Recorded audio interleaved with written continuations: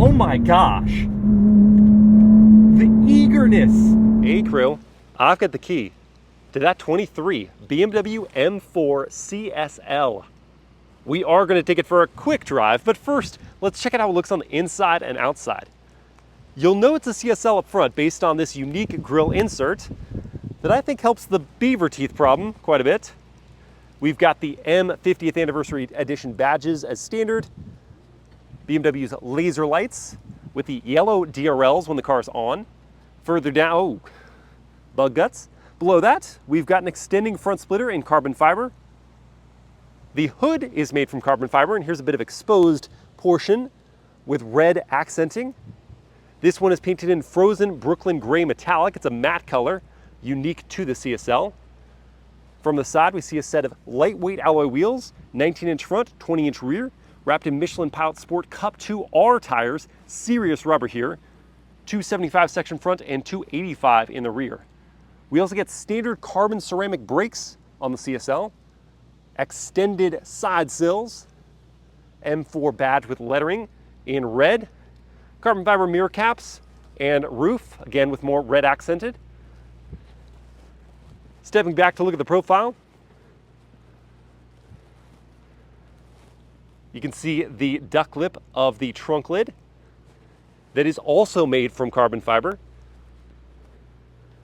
And at the rear, another giveaway are these unique LED taillights with BMW laser technology, the weaving in of that into the LEDs.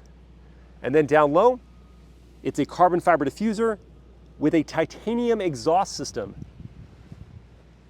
M4 CSL badge on the trunk lid. Overall, the changes are not dramatic, but if you know where to look, you'll know immediately that this is one of the CSLs. Let's check out the interior. Opening up and looking inside. This blacked out interior with tons of red accents, including for the fixed carbon bucket seats. They can only slide forward or backward. You need a tool to adjust them up or down, and that you're not going to do on the fly. Behind these two seats, we're missing the back seats. We just have a CSL badge and lots of suede wrapping. It's to save weight. On the doors, we have lots of leather with red and white contrast stitching. Stepping in, the high bolster of the seat means that you do have to compress your body, especially if you're taller. The steering wheel is suede wrapped and super thick in the hands. There's a digital instrument cluster, a head-up display, leather up on the dashboard, and the last generation of BMW's iDrive operating system. It's still responsive, very easy to use, and has wireless Apple CarPlay and Android Auto. There's carbon fiber on the passenger side, wireless smartphone charging, a full carbon fiber console with CSL imprinted here, tricolor stitched on the leather-wrapped gear selector.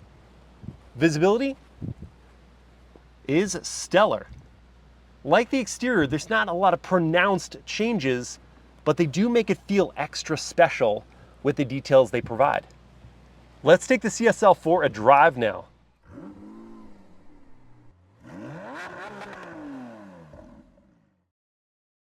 All right, let's fire it up.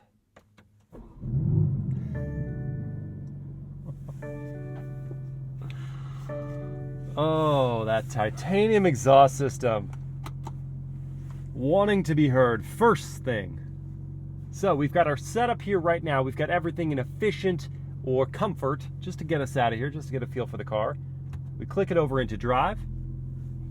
Could also go into reverse and see the backup camera. It's kind of basic, but it's high resolution. Got trajectory lines.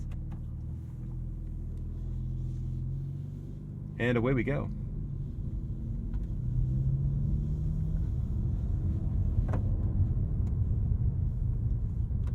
Well, over this cobblestone drive, I can already feel the stiffened suspension.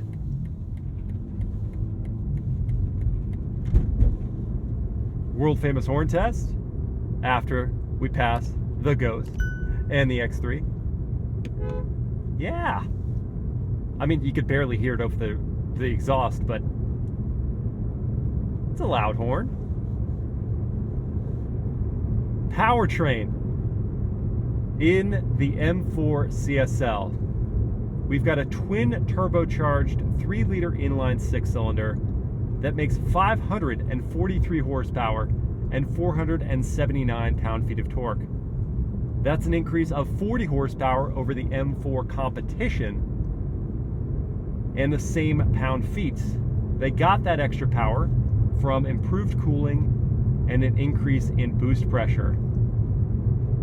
That is routed exclusively through an 8-speed automatic gearbox and sent to the rear tires, which are, as I said, Cup 2Rs, just barely street legal. Turn signal sound. Nothing special there, nothing that says extra race car goodness, but you know what does? Weight savings. BMW has managed to strip out 190 pounds from the CSL compared to the standard M4. And added to that, with the increased stiffening from the suspension and from the front chassis brace, even at low speeds, this vehicle feels eager, ready to go. And with these seats that are bolted to the floor and the stiffer engine mounts and transmission mounts, all of the road is transferred into your body, making you feel connected with it in a way that the standard M4 or M4 competition just don't.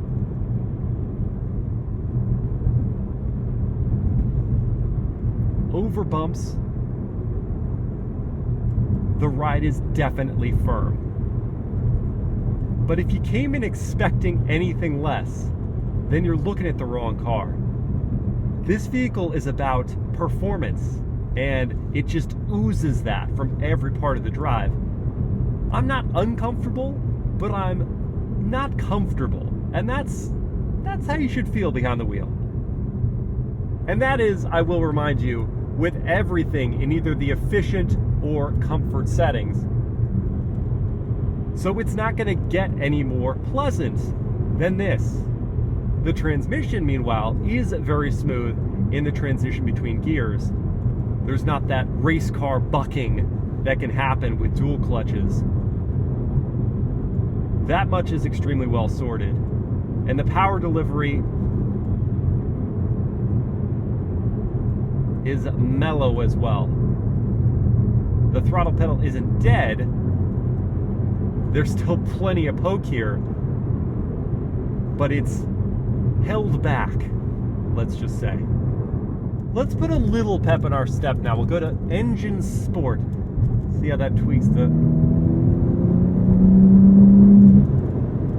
throttle response, sharpens instantly, and compare that to Sport Plus.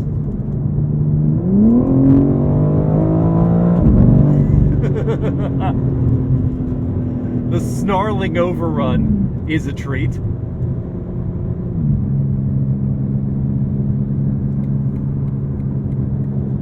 Once more.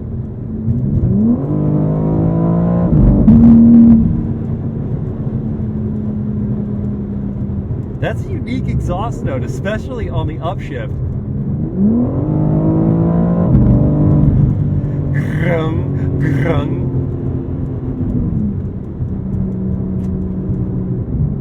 And as we approach some twisties up ahead, I'm going to hit the M1 button and confirm it, which I have set up to be everything about as aggressive as it gets, except for traction control is in M dynamic mode.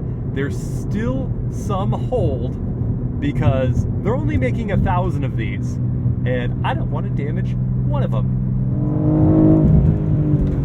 What immediately grabs me, oh my gosh, the eagerness with which this car turns into corners is unreal. You can feel all of the unsprung mass that they stripped out with those carbon ceramics and the lightweight alloys. And then the stiffening of the chassis comes through as well. Let's not forget the monumental grip that we have from those Cup 2R tires. But that's only accessed with a dialed chassis. which we certainly have. Love the tuning of these brakes as well. There's that very sharp bite at the onset of the pedal pressure.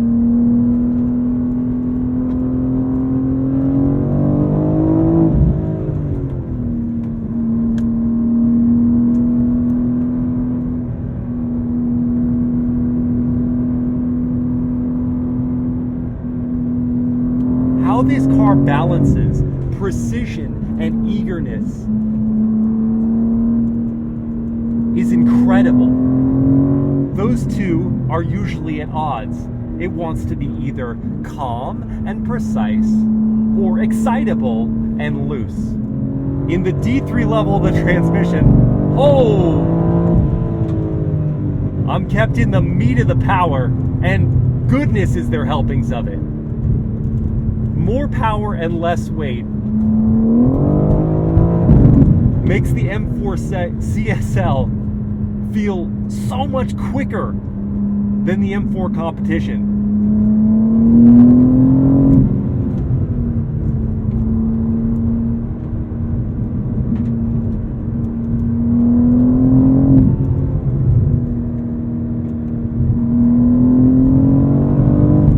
Have the limited slip differential in the rear, just like the M4 comp. So if there is loss of traction, it'll shuttle that power to the wheel that does have grip and help you slingshot out of curves.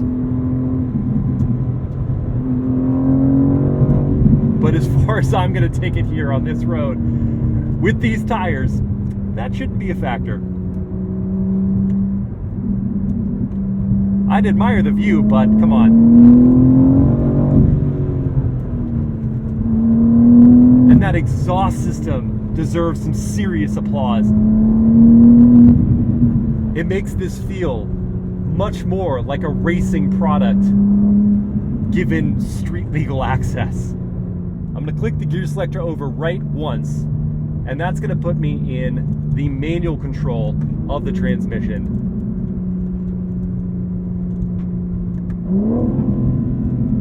Oh!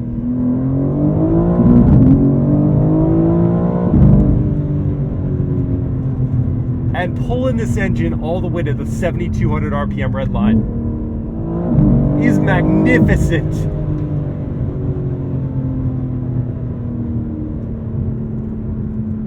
I'm behind the camera right now. My mouth is open because I came into this first drive expecting an incremental improvement over the M4 competition. Yes, there's a big step up in price, but an incremental improvement was what I anticipated.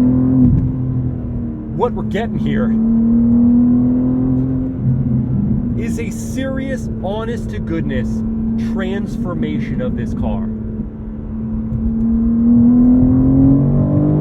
The M4 competition is stellar. The CSL is a different level. So dialed, so calculated, so fun.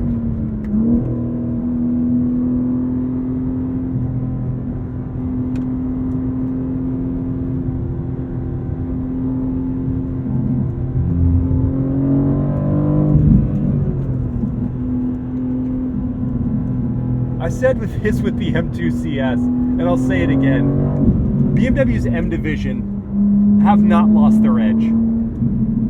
They're hidden a little behind a lot of standard BMW models that feel like they're missing the DNA.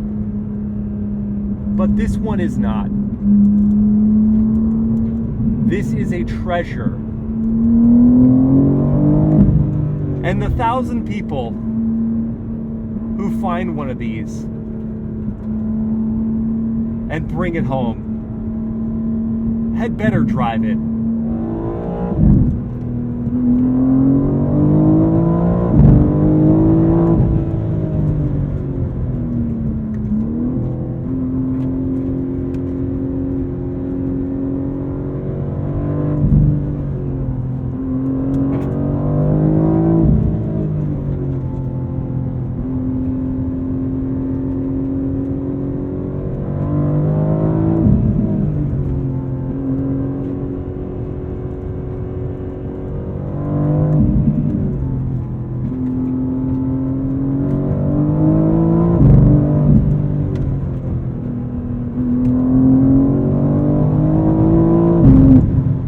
I mentioned the M4 CSL was expensive. I didn't say how expensive.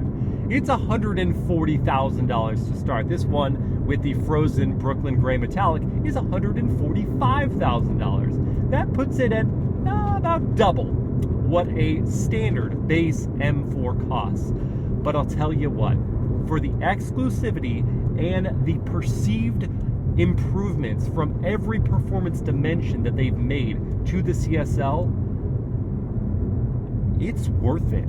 It just is. And I can't get into the competition at this point. This is just a first drive experience. I need more time behind the wheel to fully vet that out. But other cars you'd consider, and this is the caliber of car we're talking about here, would include the Porsche 911 GT3 and the new Chevy Corvette C06. Both cars I have drooled over, and I'm putting this in the same league. It's that good, guys. I hope you've enjoyed this POV first drive. Look for a full review at some point down the road. If you liked this video, please like, comment, and share it. Subscribe to the channel, hit that bell to get notified, and I'll see you next time.